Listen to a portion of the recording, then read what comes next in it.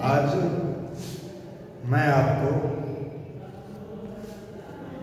रस पढ़ाने वाला हूँ। व्याकरण में रस।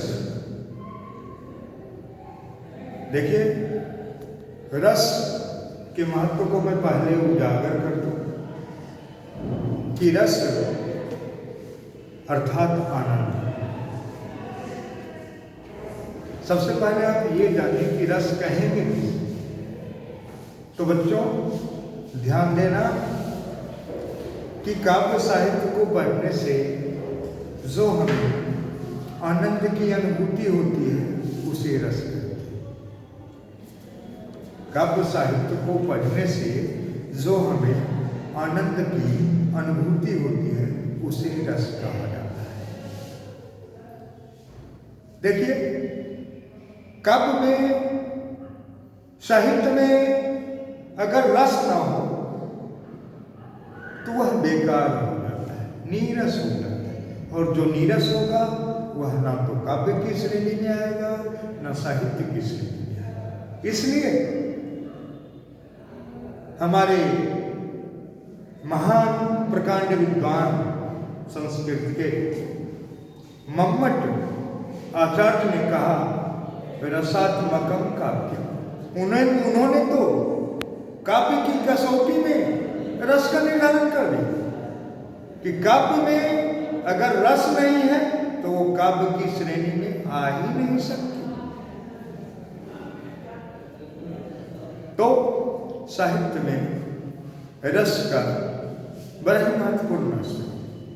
चलिए बच्चों, मैं आपको बताता हूं कि देखिए, ये जो साहित्यिक आनंद है,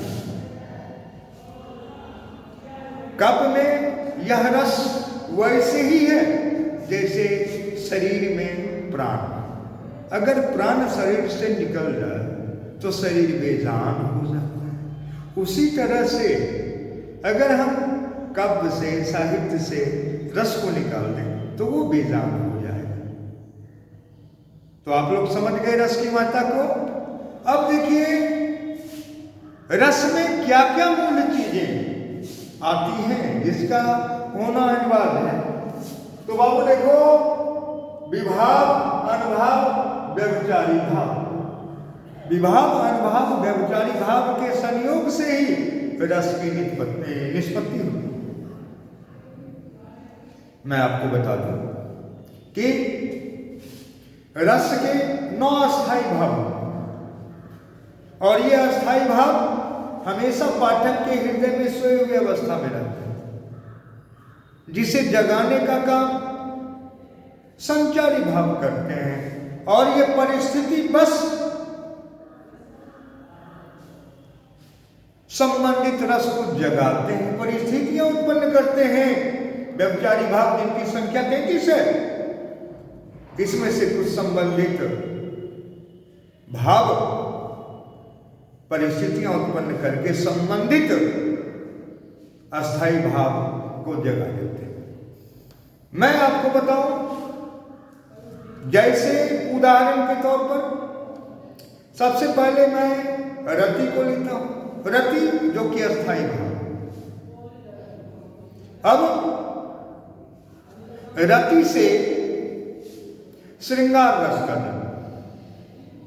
श्रृंगार रस, श्रृंगार का अर्थ होता है सौंदर्य, सुंदरता, आकर्षण। आप देखेंगे कि जहां श्रृंगार का वर्णन है वहां निश्चित रूप से नायक नायिका का हाव भाव, उनके संवाद, उनके प्रसंग, इसके माध्यम से श्रृंगार रस की उत्पत्ति हो जाती है। जैसे मान लीजिए कि एक खूबसूरत नायिका सामने से गुजर रही, एक नायक उसके चाल ढाल, उसके हाव भाव, वह उसकी सुंदरता से उसकी ओर खींचा चला जाता, आकर्षित हो। अब उसके मन में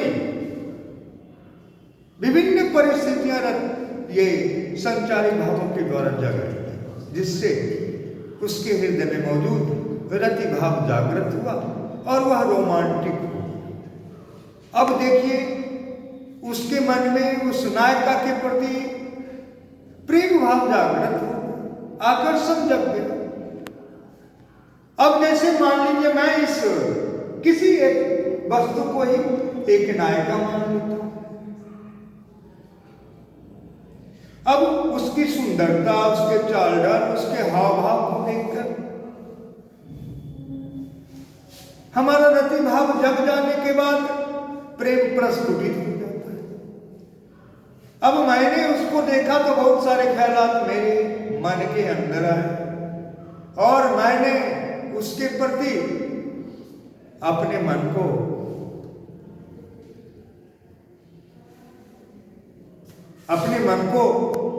समझाने का यत्न कर दिया।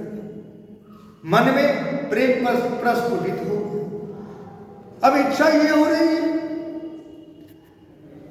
जो हमारे मन में चल रहा है ये मैं उनको बताऊं कैसे। तो इसके लिए मन की बात को मैंने कागज पर लिखना शुरू कर दिया कि कभी परिस्थितियां अगर अनुकूल होगी तो मैं अपनी मन की बात उस नायिका के सामने बयान कर दूंगा। अब जरा देखिए इसमें इसको किस रूप में मैं व्यक्त करूंगा। ध्यान देना बच्चों।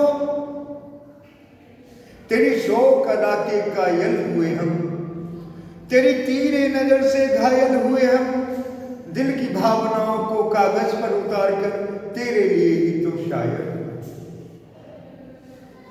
यह जो भावना हमारे हृदय में नायिका के प्रति जागृत हुई उसको मैंने लिपिबद्ध कर दिया। अब यहीं से शुरुआत हो जाती। तो ये उदाहरण आपके